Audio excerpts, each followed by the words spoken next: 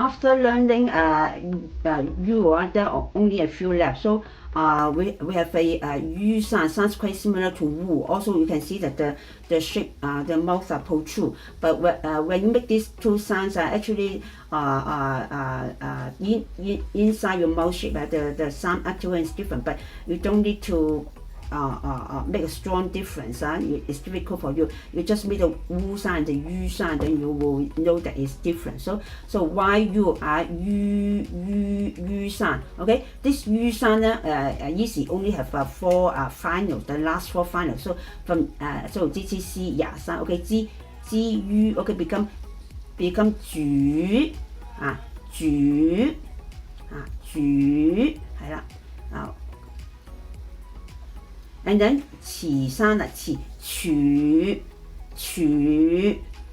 ，and then 時生啦，樹 ，and then 也生啦，語。